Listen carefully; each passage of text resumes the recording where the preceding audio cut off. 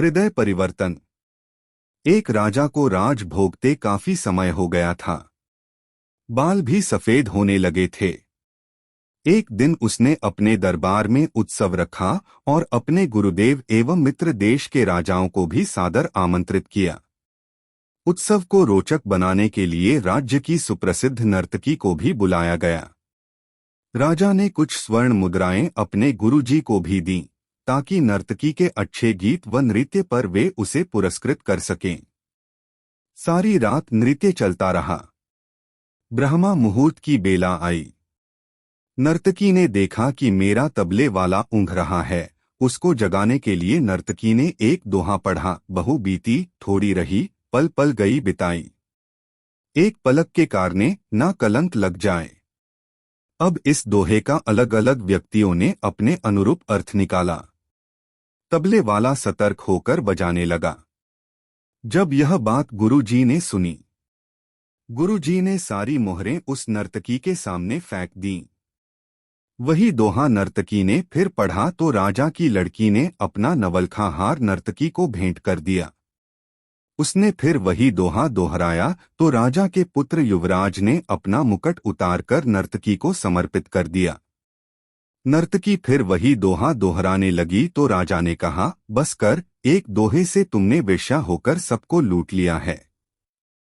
जब यह बात राजा के गुरु ने सुनी तो गुरु के नेत्रों में आंसू आ गए और गुरु जी कहने लगे, राजा, इसको तू वेश्या मत कह, ये अब मेरी गुरु बन गई है। इसने मेरी आंखें खोल दी हैं। यह कह रही है कि मैं सारी उम्र जंगलों में भक्ति करता रहा और आखिरी समय में नर्तकी का मुजरा देखकर अपनी साधना नष्ट करने यहाँ चला आया हूँ। भाई, मैं तो चला। यह कहकर गुरुजी तो अपना कमंडल उठाकर जंगल की ओर चल पड़े। राजा की लड़की ने कहा, पिताजी, मैं जवान हो गई हूँ। आप आंखें बंद किए बैठे हैं, मेरी शादी नहीं कर रहे थे और आज रात मैंने आपके महावत के साथ भागकर अपना जीवन बर्बाद कर लेना था। लेकिन इस नर्तकी ने मुझे सुमति दी है कि जल्दबाजी मत कर, कभी तो तेरी शादी होगी ही। क्यों अपने पिता को कलंकित करने पर तुली है? युवराज ने कहा, पिताजी, आप वृद्ध हो चले हैं, फिर भी मुझे राज नहीं दे रहे थे। मैंने आज रात ही आपके सिपाहियों से मिलकर आपका कत्ल करवा देना था। लेकिन इस नर्तकी ने समझाया कि पगले, आज नहीं तो कल आखिर राज तो तुम्हें ही मिलना है। क्यों अपने पिता के खून का कलंक अपने सिर पर लेता है? धैर्य रख। जब ये सब बातें राजा ने सुनी तो राजा को भी आत्मज्ञान हो गया। राजा के मन में वैराग्य आ गया। राजा ने तुरंत फैसला लिया, क्यों न मैं अभी युवराज का राजतिलक कर दूं, फिर क्या था। उसी समय राजा ने युवराज का राजतिलक किया और अपनी पुत्री को कहा, पुत्री, दरबार में एक से एक राजकुमार आए हुए हैं। तुम अपनी इच्छा से किसी भी राजकुमार के गले में वरमाला डालकर पति रूप में चुन सकती हो। राजकुमारी ने ऐसा ही किया और राजा सब त्याग कर जंगल में गुरु की शरण में चला गया। यह सब देखकर नर्तकी ने सोचा, मेरे एक दोहे से इतने लोग सुधर गए, लेकिन मैं क्यों नहीं सुधर पाई। उसी समय नर्तकी में भी वैराग्य आ गया। उसने उसी समय निर्णय लिया कि आज से मैं अपना बुरा धंधा बंद करती हूँ और कहा कि हे प्रभु, मेरे पापों से मुझे क्षमा करना।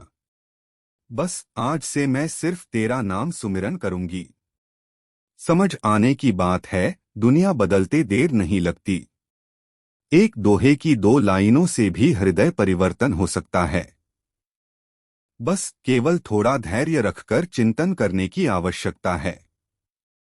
विशेष प्रशंसा से पिघलना मत, आलोचना से उबलना मत, निस्वार्थ भाव से कर्म करते रहो, क्योंकि इस धरा पर सब धरा रह जाएगा। बुद्धिमान वह है जो अपनी नेक कमाई से पुण्य कमा लेगा। यही पुण्य उसके साथ जाएगा। भवसागर से पार होने के लिए मनुष्य शरीर रूपी सुंदर नौका मिल गई है। सतर्क रहो, कहीं ऐसा न हो कि वासना की भंवर में पड़कर नौका डूब जाए। अपने अंतःकरण में परोपकार की पवित्र भावना उत्पन्न करने के लिए गाय का दूध पिए, मक्खन, घृत, ऋतु फल खाए, सूखे मेवे, शहद, गन्ना एवं जैविक खाद से उत्पन्न अन्न सत्वगुण युक्त खाए, जिससे आपका मन दैविक विचार उत्पन्न करे। आप भाग्यशाली है कि ये ज्ञान पवित्र गीता अध्याय 14 वर्णित सृष्टि त्रिगुणात्मक सत्व रज तामस केवल सनातन धर्म के पवित्र ग्रंथों में लिपिबद्ध है। दुनिया के और किसी धर्म के पास नहीं है। आथ अपने आप को गौरवान्वित महसूस करें। इस प्रकार आप नरक जाने से बच सकते हैं। स्वयं कमाओ स्वयं खाओ, यह प्रकृति है। रजोगुण, दूसरा कमाए तुम छीन कर खाओ, यह विकृति है। तमोगुण, स्वयं कमाओ सबको खिलाओ, यह दैविक संस्कृति है। सतोगुण, दैविक प्रवृत्तियों को धारण करे तभी आप देवलोक पाने के अधिकारी बनेंगे। अवश्य यातारश्चिरतर्मुषित्वापि विषया वियोगे को भेदस्त्यस्ति न जनो यत् स्वयमून व्रजंत स्वातंत्र्यात्तुल परितापाय मनस स्वयं त्यक्ता हे शम सुखमनंतम विद्धति। भावार्थ, सांसारिक विषय एक दिन हमारा साथ छोड़ देंगे, यह एकदम सत्य है। उन्होंने हमको छोड़ा या हमने उन्हें छोड़ा, इसमें क्या भेद है? दोनों एक बराबर हैं। अतएव सज्जन पुरुष स्वयं उनको त्याग देते हैं। स्वयं छोड़ने में ही सच्चा सुख है, बड़ी शांति प्राप्त होती है। हमेशा ध्यान में रखिए, आप एक शुद्ध चेतना है, यानी स्व ऊर्जा से प्रकाशित आत्मा।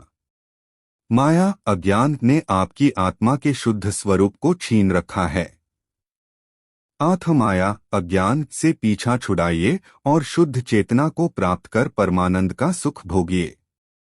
मनुष्य पद की गरिमा को क्यों खोता है और उसके क्या परिणाम होते हैं? उत्तर, मनुष्य पद की गरिमा को तामसिक प्रवृत्तियों, वासना, लालच एवं अहंकार के अधीन होने के कारण खोता है। पवित्र गीता के अनुसार ये प्रवृत्तियां नरक का द्वार है। हमारे मत में ये प्रवृत्तियां हमारे जीवन में तामस के उदय का आरंभ है और यही तामस मानवों के जीवन में अज्ञानता, जड़ता एवं मूर्खता के उदय का कारण है, जो हमें नरक लोक ले जाने में सक्षम है। आथ भ्रष्टाचार से बचो, यानी पद की गरिमा को मत खो। कोई भी पद या सम्मान, गरिमा इस जन्म में पूर्व में संचित पुण्य कर्मों की देन है। पुण्य कर्मों के ह्रास के साथ ही गरिमा भी समाप्त हो जाती है और मानव को फिर अनेक योनियों में भटकना पड़ता है। नोट, यदि आपके मन में आसुरी तामसिक विचारों का उत्पादन अधिक हो रहा है और आप अनुचित एवं अनैतिक कर्म में प्रवृत्त होते जा रहे हो, तो इस सत्य को स्वीकार कीजिए कि आप पापों के वेग को नियंत्रित नहीं कर पा रहे हो। से में आप सारे कार्य बंद करके तीर्थ यात्रा पर चले जाएं। इसे से आप उस स्थान को कुछ समय के लिए छोड़ दोगे जहां पाप कर रहे हैं। 2 आप अपने देवता की श्रद्धा भक्ति में ध्यान लगा सकते हो। 3 आपको कुछ समय के लिए अपने जीवन के बारे में सोचने का समय मिलेगा। धर्मशील व्यक्ति जिमी सरिता सागर में है जाहिए, यद्यपि ताही कामना नाही एल तिमी सुख संपत्ति बिन्ही बुलाए।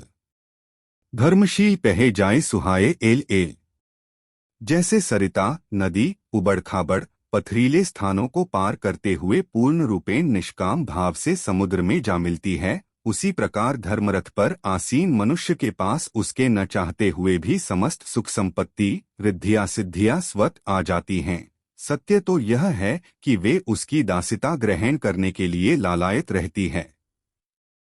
सच्चे संतों की वाणी से अमृत बरसता है, आवश्यकता है उसे आचरण में उतारने की। जिस प्रकार मैले दर्पण में सूर्य देव का प्रकाश नहीं पड़ता है, उसी प्रकार मलिन अंतःकरण में ईश्वर के प्रकाश का प्रतिबिंब नहीं पड़ता है, अर्थात मलिन अंतःकरण में शैतान अथवा असुरों का राज होता है।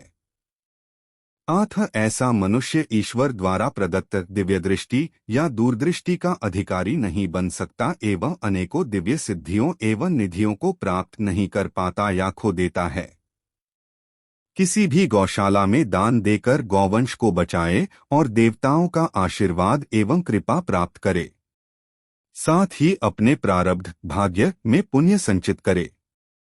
यह एक ऐसा पुण्य है जिससे इहलोक में देवताओं से सुख समृद्धि मिलती है एवं परलोक में स्वर्ग। जीवन का सत्य आत्मिक कल्याण है, ना कि भौतिक सुख। सत्य वचन में प्रीति कर ले, सत्य वचन प्रभु वास। सत्य के साथ प्रभु चलते हैं, सत्य चले प्रभु साथ। एक माटी का दिया सारी रात अंधियारे से लड़ता है। तू तो प्रभु का दिया है, फिर किस बात से डरता है। हे मानव, तू उठ और सागर प्रभु में विलीन होने के लिए पुरुषार्थ कर। शरीर परमात्मा का दिया हुआ उपहार है। चाहो तो इससे विभूतियां, अच्छाइयां बटा पुण्य इत्यादि अर्जित कर लो, चाहे घोरतम दुर्गति बुराइयां बटा पाप इत्यादि।